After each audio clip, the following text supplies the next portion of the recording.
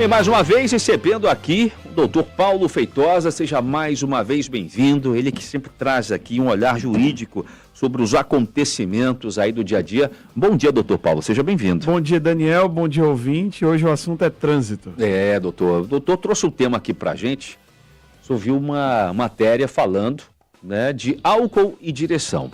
São mais de 10 mil mortes no trânsito no país. Esse foi pelo menos o apurado, a última estatística divulgada, né, envolvendo álcool e direção, foi em 2024.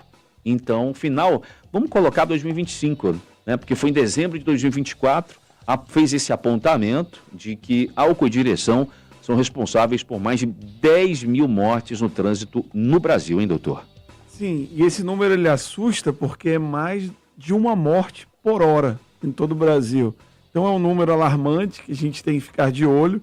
E aquela máxima, agora ela é mais importante do que qualquer outra coisa. Se beber, não dirija. Mas eu também tenho que trazer os aspectos jurídicos sobre esse dirigir sob influência do álcool. E a gente vai falar sobre o Código de Trânsito Brasileiro, não que eu esteja incentivando e não que eu esteja dando dica, mas eu vou falar como funciona.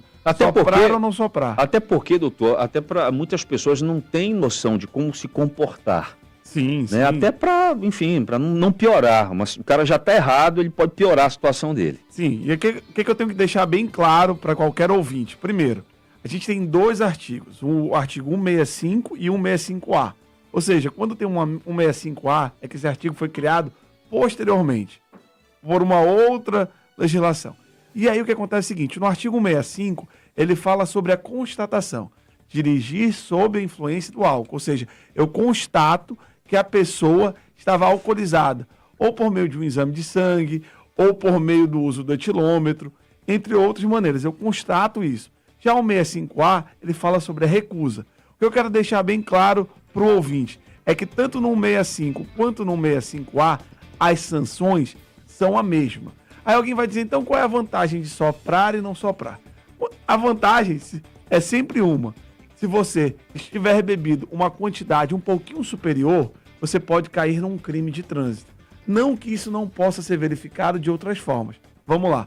O 165 diz, dirigir sob influência do álcool, e aí traz as sanções administrativas. Mas a tolerância é zero pro álcool no sangue, não é isso? A tolerância ela é zero. Mas como todo etilômetro tem uma margem de erro, na verdade a tolerância não é bem zero, é 0,4.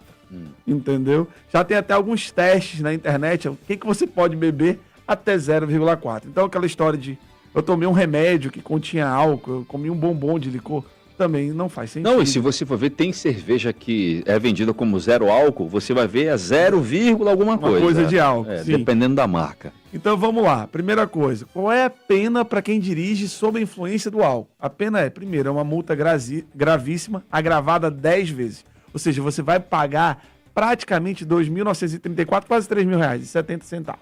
E quais são as outras punições para isso?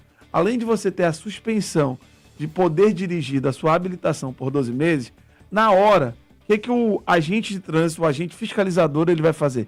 Ele vai recolher sua CNH e se você estiver sozinho, não tiver alguém que não esteja bêbado ao seu lado ou que não possa dirigir o carro, ele reterá o veículo e levará ao parqueamento. Ah, eu recusei fazer o teste do bafômetro. A sanção é a mesma. Agora eu fiz o teste do bafômetro. Se der 6 decigramas por litro de álcool no sangue, ou seja, eu fiz um exame de sangue, aí você comete um crime de trânsito. O mesmo seria se você tivesse uma taxa de 0,34 miligramas de álcool por litro alveolar, quando você sopra o bafômetro. Nesses casos aí, nós temos outras repercussões, que nós vamos ter repercussões criminais. É crime de trânsito. Aí qual é a pena, Daniel? Detenção de 6 meses a 3 anos. Quando eu falo de detenção, eu estou falando assim, olha, é uma pena de detenção, ela não começa num regime fechado, ela começa num regime semiaberto ou já no aberto. E que mais? Quais são as demais consequências disso?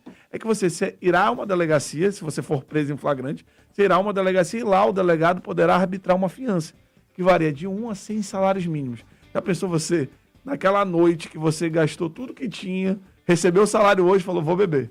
Aí gasta um pouquinho mais, pega uma fiança de 10, 12 salários mínimos, a gente está falando aí de quase 17 mil reais, como é que fica a situação? Aí a pessoa vai ter que ser recolhida, esperar até o outro dia uma audiência de custódia. Imagina a vergonha, tudo que ele vai passar. E se for pai e mãe, for pai ou uma mamãe, como é que vai explicar para os filhos? Olha, eu passei a noite em casa porque eu fui detido porque estava dirigindo sob a influência do álcool. Então, as consequências disso são gravíssimas.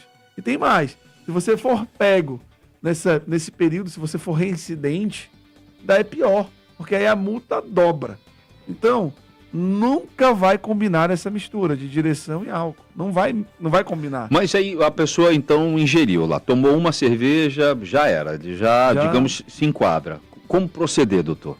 Qual é a sua orientação? Primeira coisa, se não puder chamar o Uber, se não puder chamar o Uber e tiver tomado a péssima decisão de dirigir e for parado numa blitz, assim, aí você vai ter que mensurar, eu não vou negar. Se o seu teor alcoólico você acha que é inferior ou superior, aí você vai ter que optar entre soprar o bafômetro ou não soprar. E aí você tem que pensar, qual dos piores cenários eu estou diante? Se eu soprar e der acima de 0,34 miligramas, talvez, igual ou superior, talvez eu corresponda por um crime de trânsito. Então a minha situação ficará ainda mais complicada.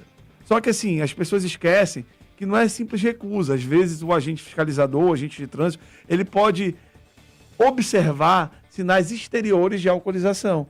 Como um olho vermelho, um andar cambaleante, estar agressivo. Então assim, hoje a legislação, como a gente veio falando, a legislação veio evoluindo para que não houvesse uma forma de o cidadão escapar. A melhor maneira é sempre evitar. Eu tenho um amigo que ele tem um bar. Aí ele diz, toda vez que alguém diz, poxa, mas teu bar é depois da ponte. E sempre depois da ponte tem blitz. Ele falou, por isso que eu digo para meus clientes, a melhor saída é voltar de Uber. Mas se você tiver essa coragem, eu nunca parei numa blitz, Daniel. Eu nunca parei na minha vida numa blitz. Entendeu? Tanto que assim, eu vivo conferindo a minha CNH, porque a gente até esquece, já que o prazo é muito elevado, você até esquece. Eu nunca parei numa blitz, eu tenho até medo. Mas, blitz, primeiramente, tratar com respeito e dignidade o agente fiscalizador. Se você já está errado, é melhor ficar pianinho. Como a mamãe dizia, fica pianinho na tua aí, entendeu?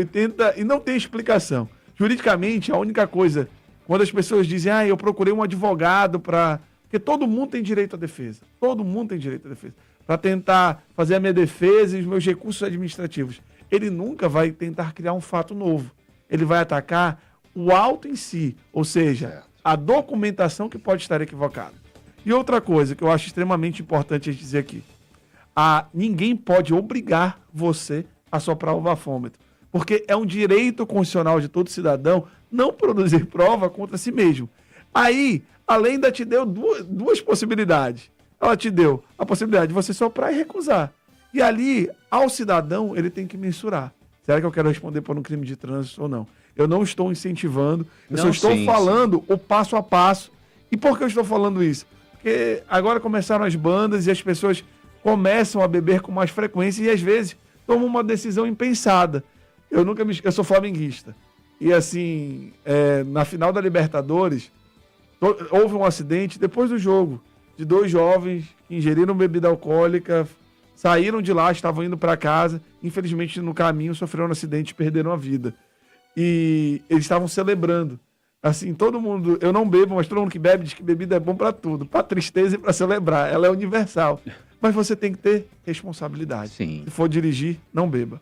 Meu amigo, é isso. Atribuem a Napoleão Bonaparte uma frase sobre o champanhe, que eu acho que cabe, não sei nem se é dele, né? Porque tem muito disso também, internet, né? Mas falam que ele dizia sobre o champanhe o seguinte, que nas vitórias é merecido e nas derrotas é necessário, né? Então é como alguns encaram o álcool, né? De qualquer forma, como o doutor Paulo estava dizendo aqui, a gente tem que ter muita responsabilidade, né? E saber que tudo tem consequências. Vai no bolso, né? É isso aí, né? Se doer só no bolso tá ótimo, né, doutor? Imagina se tirar uma vida, porque às vezes a pessoa que está alcoolizada causa um acidente, acaba ela segue viva, mas acabou com outra vida, acaba com a própria vida, porque vai ter que conviver com as consequências disso, psicológicas, sabendo que fez esse mal para outra família, enfim, é o pior cenário. Doutor Paulo Feitosa, muito bom dia, muito obrigado mais uma vez aí, né, por participar aqui do programa. Gente, eu queria agradecer mais uma vez vocês estarem ouvindo e prestigiando a gente, agradecer ao Daniel a oportunidade, e amanhã tem mais, tamo junto.